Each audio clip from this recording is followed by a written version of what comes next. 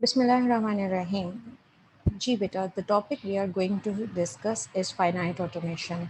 हम लोग basically discuss करे हैं लैंग्वेज डिफाइनिंग टूल्स को। इससे पहले हमने ऑलरेडी डिस्कस कर दिया है clean closure operation, plus operation, regular expression, recursive definition को। Today we are going to learn what is finite automation. Many of you definitely will be already aware about the topic. Finite automation as the name indicates finite limited, ठीक है। कुछ ऐसा सा programme, ऐसा सा tool है जिसमें हम लिमिटेड जो उसके उसको जो इसको कहते हैं कि उसके एलिमेंट्स को लिमिटेड यूज़ करते हुए इन अनलिमिटेड लैंग्वेज का रिकग्नाइज़र जो है वो बना सकते हैं। फॉर एग्जांपल हमने ऑलरेडी प्रीवियस लेसन में कुछ टास्क डिस्कस की थी, कुछ टास्क आपको दी थी कि आपने बनाना था रेगुलर एक्सप्रेशन जिनका एंड जो स्टार्ट है, जो बिगिन करता है वर्ड, वो ए के साथ हो।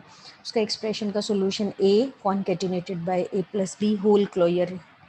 इसी तरह डिफरेंट टास्क हमने जो लास्ट लेसन में डिस्कस की थी उनका सोल्यूशन जो है वो ऑलरेडी यहाँ आपके पास प्रोवाइडेड है। अब उसके बाद हमने जो इम्पॉर्टेंट चीज़ डिस्कस करनी है, आपके टास्क और उनका सॉल्यूशन गिवन है, आपके साथ हैंडआउट शेयर हो जाएंगे।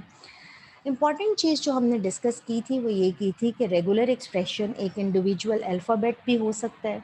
रेगुलर एक्सप्रेशन जो है वो यूनियन बेस्ड भी हो सकता है, कॉन्केटिनेशन बेस्ड भी हो सकता है, और रेगुलर एक्सप्रेशन जो है वो क्लीन क्लोयर का ऑपरेशन भी यूटिलाइज करके बनाया जा सकता है।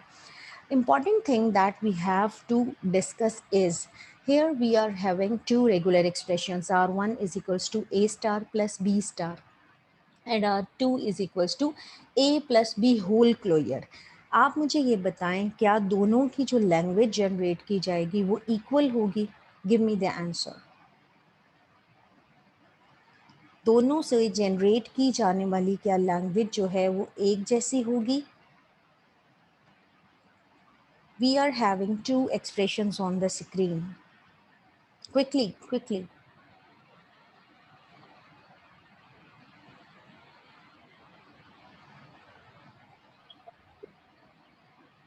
Any student of you. Listen, beta, if you are not going to study side by side, it will be difficult for you.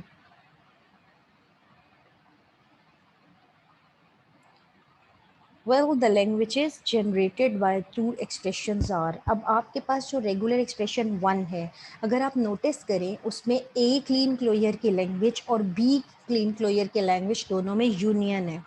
Now union says that whether we can have the word from A or we can have the word from the family of B. At a time दोनों का word generate नहीं होगा. If you can consider it, आपके पास जो A star है इसमें से generate हो सकता है null, A, double A, triple A, 4A's, 5A's and so on. या आप generate कर सकते हैं B, that is on the union right side. आप generate कर सकते हैं null, B, double B, triple B, 4B's and so on.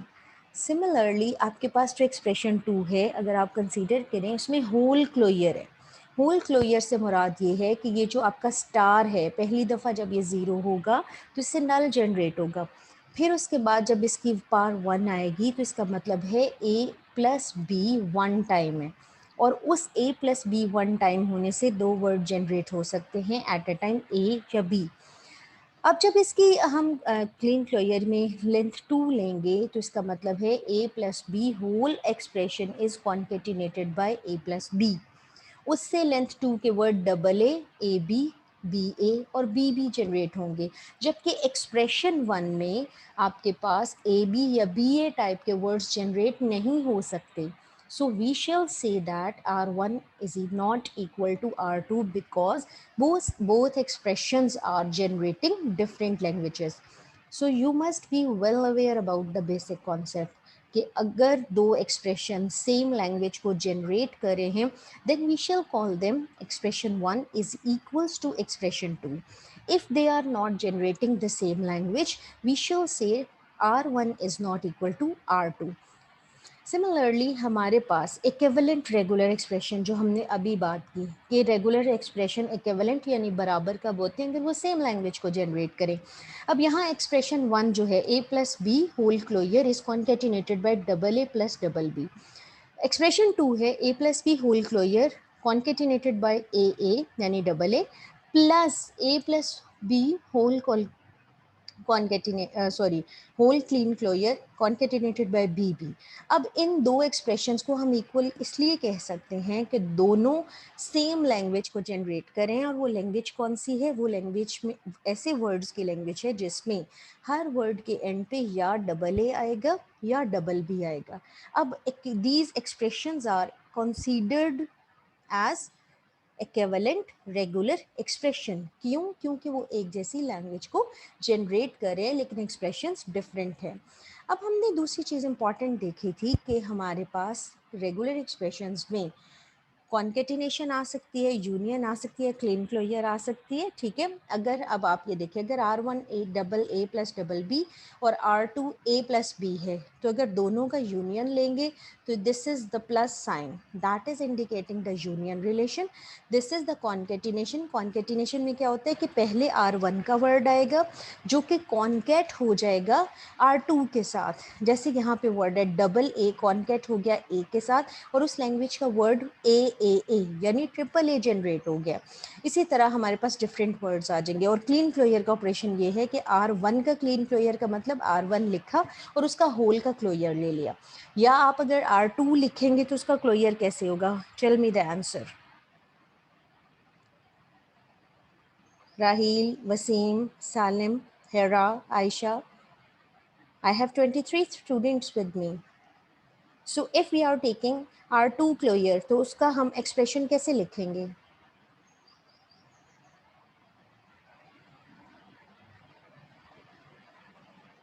Rimsha,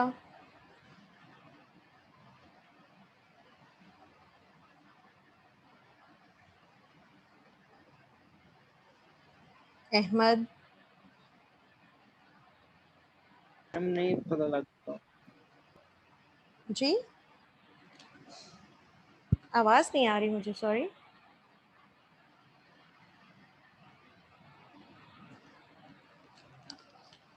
आपको समझ नहीं आ रहा किसी को? If there is any confusion, you may ask.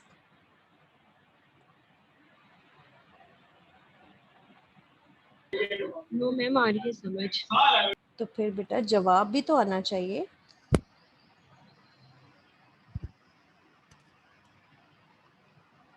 Ma'am दरमियान में इंटरनेट प्रॉब्लम हो गया था, इसलिए काइंडली आप अगर रिपीट कर माय दें। क्वेश्चन इज दैट कि हमारे पास R1 है ए प्लस बी और R2 हमारे पास है ए प्लस बी। अब R1 का स्टेप नंबर 3 में देखिए क्लोजर लिया है, तो इसका क्या मतलब है? R1 एक्सप्रेशन लिखा और उसका होल क्लोजर आ गया। माय क्वेश्चन इज दैट कि अगर R2 का हम क्लीन क्लोजर लेंगे तो वो क्या होगा? ये तो बहुत शदीद आसान है। अगर आप लोग इसका जवाब नहीं देंगे तो believe me mid term quite tricky है। मैम ए प्लस बी का होल क्लियर होगा। यस, ए प्लस बी का होल क्लोजर। इसमें क्या रॉकेट साइंस है?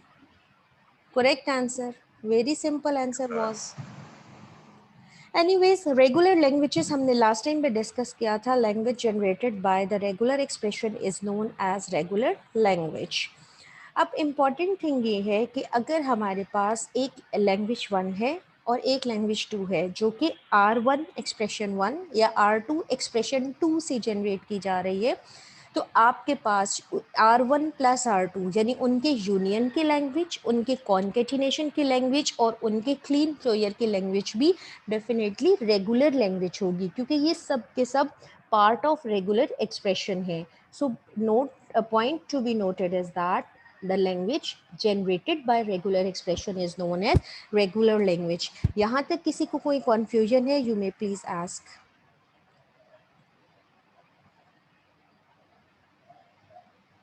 नो मैम, क्लियर है।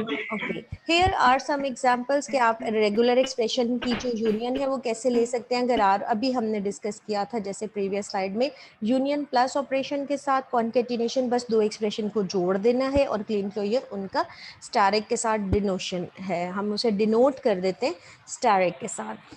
Now we are going to learn defining language में हमारे पास जो फोर्थ मेथड है that is finite automation. Basically FA FA finite automation. Automation जो है आपका सिंगुलर है, ऑटोमेटा आपका प्लूरल है, ठीक है। अगर आप ज़्यादा FAs को प्रेजेंट करना चाहते हैं तो आप ऑटोमेटा का वर्ड यूटिलाइज करते हैं। इसके बेसिकली 3 पार्ट्स होंगे आपके पास। नंबर 1 आपके फाइनाइट नंबर ऑफ स्टेट्स होंगी, नंबर 2 आपके अल्फ़ाबेट ऑफ इनपुट लेटर्स होंगे, और नंबर 3 आपके पास सेट ऑफ फाइनाइट स्टेट्स होंगी। आप मुझे ये बताएं कि आप में से कितने स्टूडेंट्स हैं जो ऑलरेडी इसके साथ वेल अवेयर है। वेल अवेयर नहीं, उनको चले इंट्रोडक्टरी लेवल का जो है वो नॉलेज मौजूद है।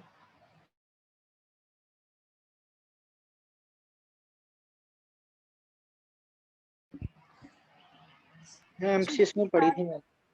सॉरी, मैंने कहा एमसीएस में पढ़ी थी ये book automatic.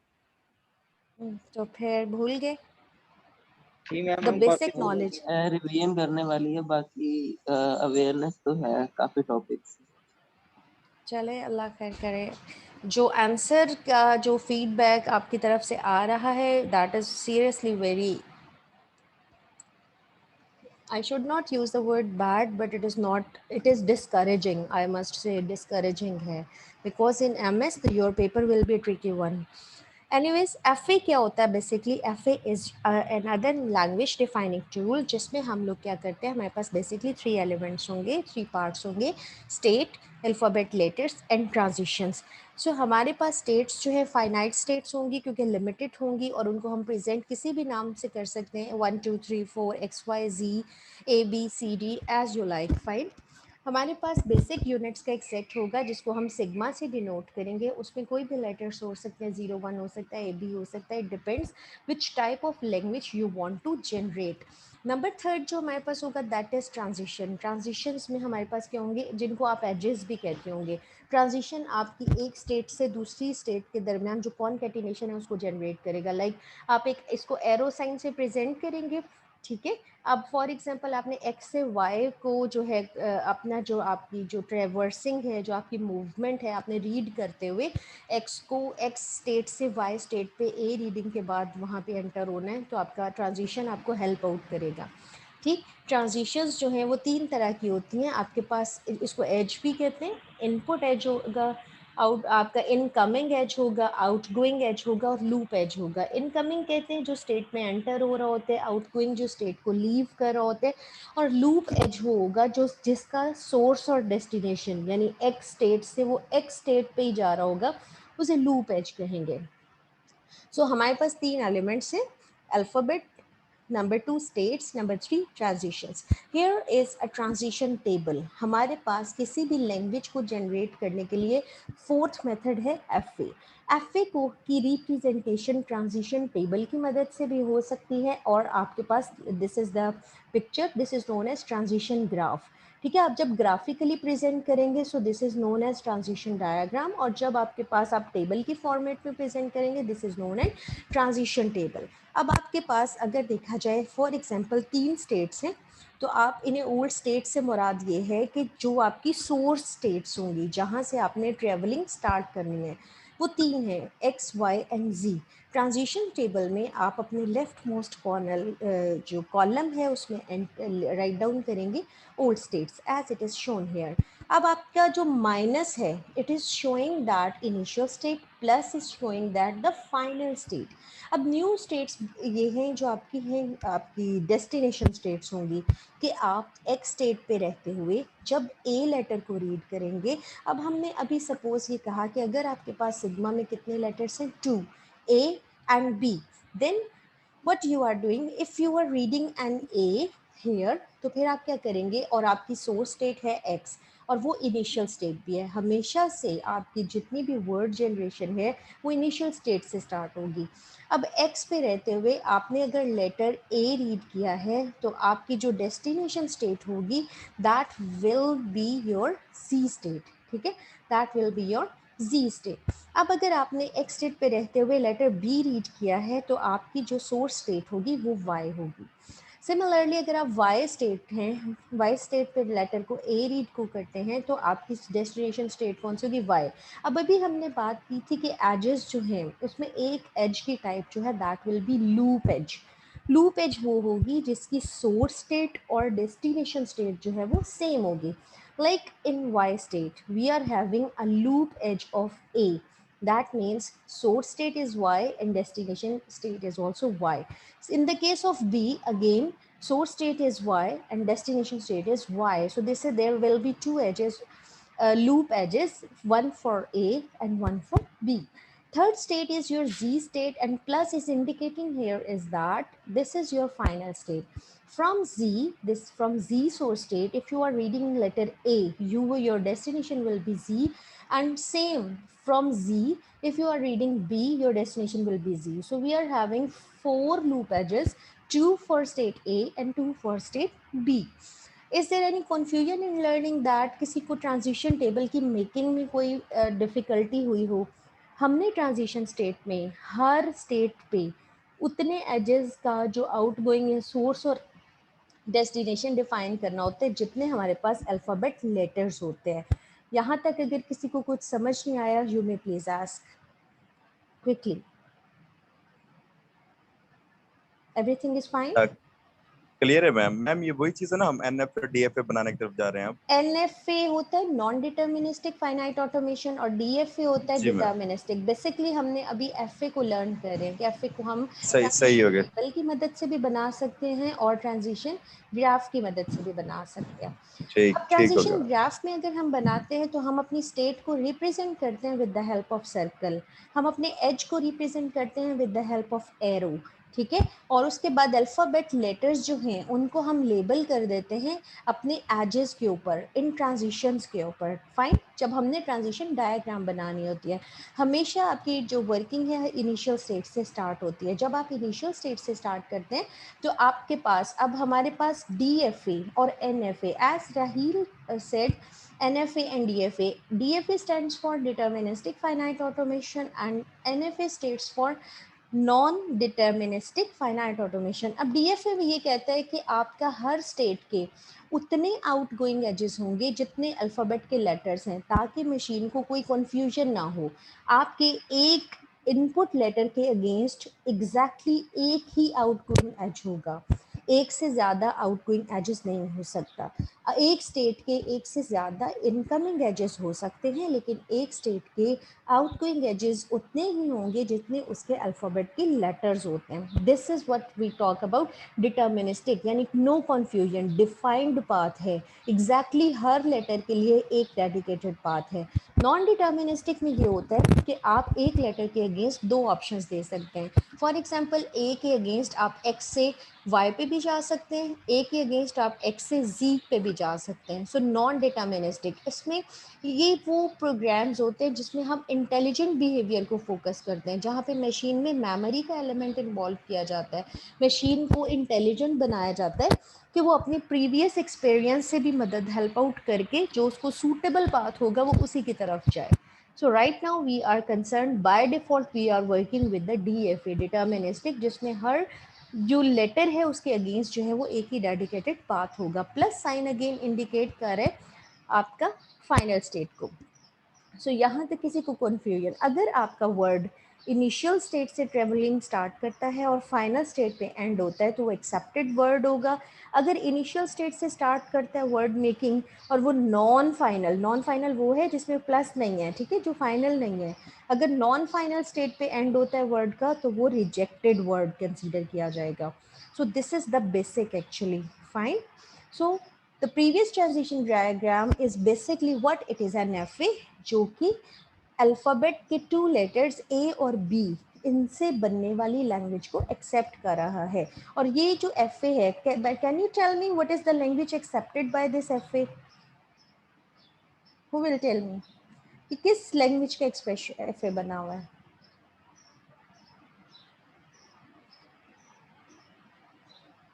Which language will be accepted? Regular पे बनेगा. रेगुलर लैंग्वेज जो इससे एक्सेप्ट होगी वो होगी तो रेगुलर ही, ये तो कंफर्म है. आई वांट कि उसका कोई एक्सप्रेशन आप बता सकते हैं, रेगुलर एक्सप्रेशन जिसका ये FA है बना हुआ. मैम ABAB और AA. ये जो लैंग्वेज है वह उस वर्ड लैंग्वेज के को एक्सेप्ट करिए जिसमें हर वर्ड जो है गौर करें ए से स्टार्ट हो. और उस मैम बी वर्ड से को भी तो हो रिजेक्ट सकता है। करिए जो बी से स्टार्ट हो रहा है, वो रिजेक्टेड स्ट्रिंग है क्योंकि वो नॉन फाइनल पे एंड हो रही है. Every सही हो गया. word that is starting with letter A will be accepted by this FA, and every word that is not started by A or B, you can say simply started with B, will be a rejected word. तो इसका regular सही हो expression गया होगा ma'am. A concatenated B. by A plus B whole clean closure. इसका expression ठीक क्या है. होगा? A concatenated by, समझ आ रही है आप सबको? Yes ma'am. Yes, ma'am. A concatenated by A plus B whole closure. Is that okay? Yes, ma'am. A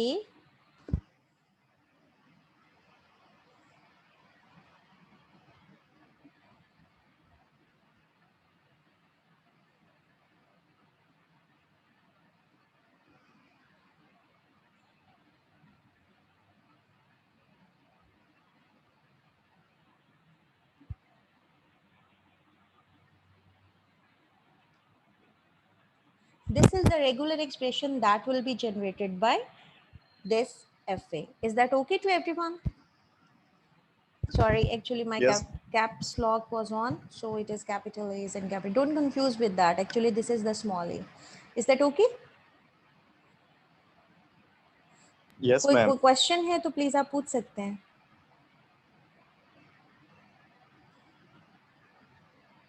कोई क्वेश्चन है तो आप पूछ सकते हैं.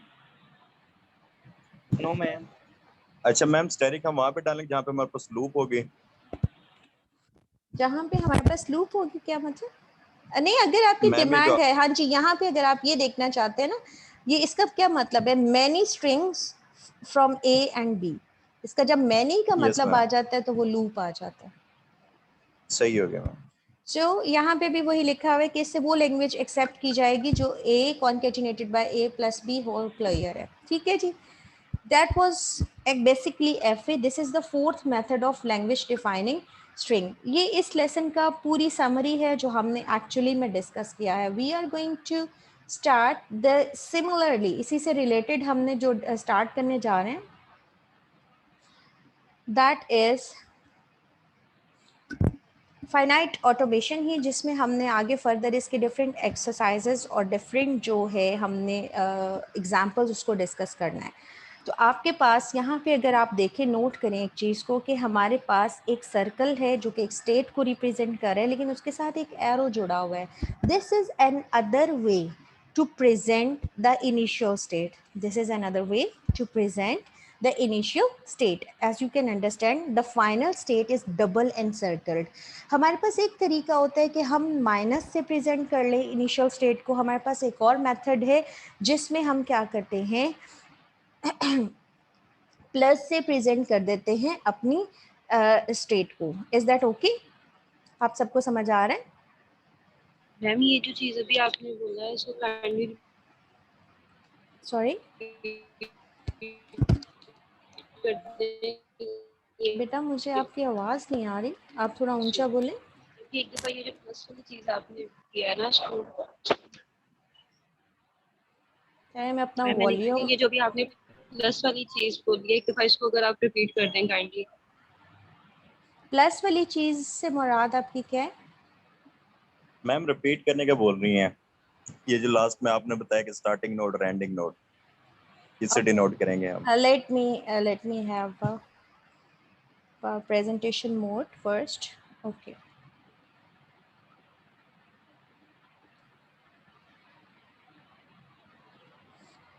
One second please, let me share the screen. जी बेटा, आपने प्लस और माइनस, ये इनिशियल और फाइनल स्टेट का आप पूछ रही हैं कि मैंने कहा है कि इनिशियल स्टेट को माइनस से भी रिप्रेजेंट कर सकते हैं और इनिशियल स्टेट को आप सर्कल और उसके साथ ये एरो अटैच जो है इसके साथ भी रिप्रेजेंट कर सकते हैं. फाइनल स्टेट को आप प्लस के साथ भी रिप्रेजेंट कर सकते हैं और फाइनल स्टेट को आप जो है डबल एंड सर्कल जो फाइनल स्टेट होती है उसके साथ भी रिप्रेजेंट कर सकते हैं, as you can see here. ठीक है. राहील एंड अहमद, काइंडली आप अटेंडेंस नोट कर दीजिए अपने अपनी क्लास की. अच्छा जी, अब आप मुझे ये Okay, बता सकते हैं कि ये कौन सी लैंग्वेज का FA होगा? ओके.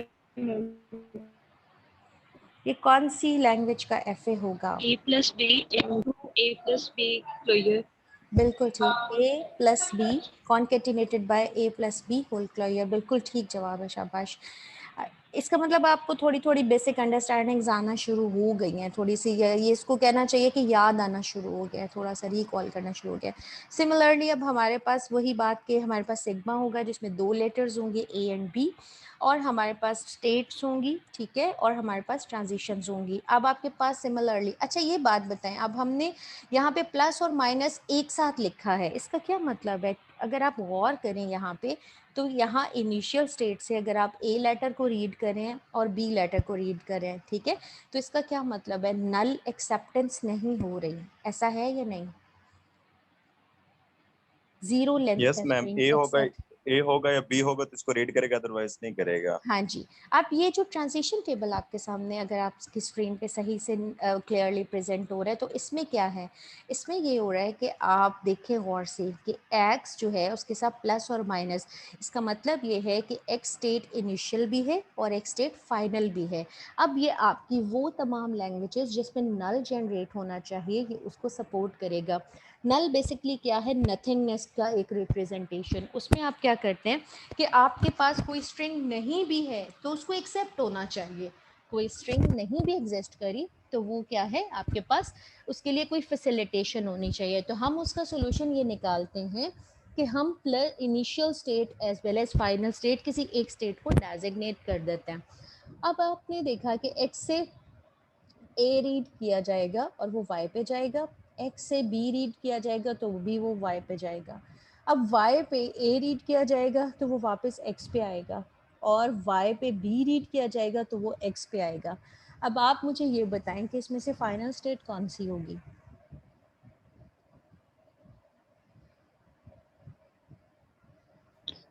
मैम इसमें एक्स ही इनिशियल हो गया, एक्स ही फाइनल हो गया हमारे पास। x ही इनिशियल होगी और x ही फाइनल होगी। और स्ट्रिंग, सबसे मिनिमम स्ट्रिंग कौन सी एक्सेप्ट की जाएगी?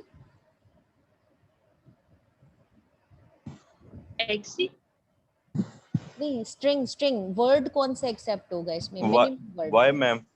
y is a word, it is not the part of alphabet। तो ए सही सही होगा मैम। y तो स्टेट है, x भी स्टेट है। X ma'am. नहीं, word word A A word A दो लेटर्स ए का मिल ए सकेगा। ए ए ए रीड होगा मैम ज्यादा। Minimum A, no, wrong answer. अभी आपने राहिल जवाब दिया था मुझे। मैम अगर एक्स से हम ए रीड करें फिर भी एक्स पे जा रहे हैं, एक्स से बी रीड करें फिर भी बराबर नहीं होगा। और x से कुछ ना रीड करे तो भी तो x में फाइनल में है, और वो कौन सा वर्ड है? नल। Yes, the minimum string that will be accepted by this table is null string। नल। आता है आपको, लेकिन थोड़ा सा ट्रिकी होगा, तो जरा ध्यान से उसको थिंक करना है क्रिटिकली। नल के बाद अगला वर्ड, अगर आप एक ए रीड करेंगे तो आप नॉन फाइनल वाई में चले जाएंगे, ऐसा ही है।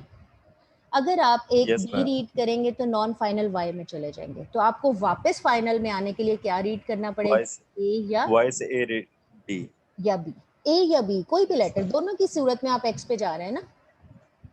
Everyone is understanding?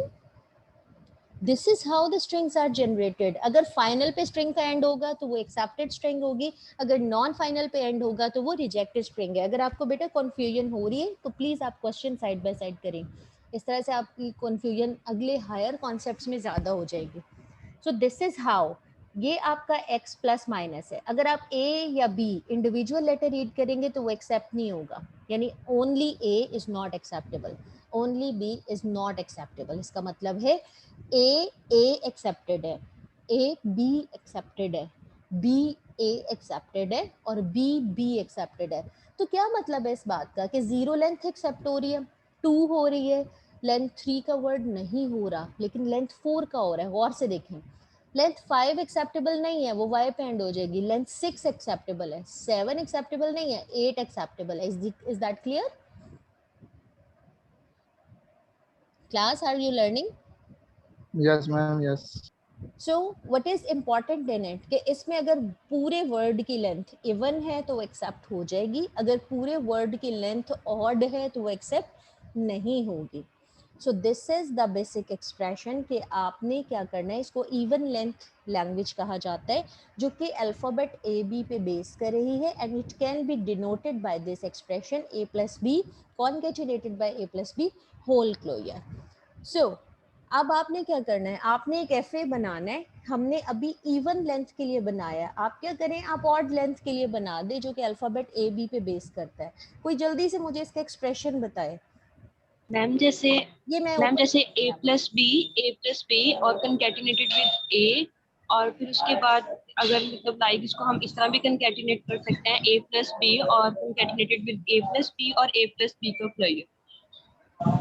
थोड़ा सा रिपीट करेंगे, मुझे थोड़ा। अब आप गौर से एक बात देख रहे हैं कि यहाँ पे a प्लस बी की जो ए ब्रैकेट प्लस बी और फिर a फिर प्लस देन अगेन इवन के लिए। Concatenate with A plus B.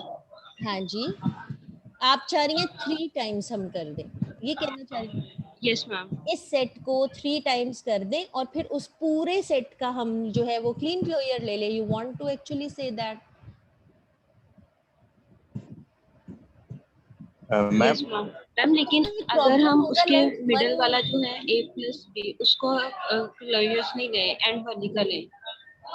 नहीं, आप गौर करें कि ये a प्लस बी और a प्लस बी जो दो हैं, इन दो का कंबाइन क्लोजर है। गौर करें इसके ऊपर।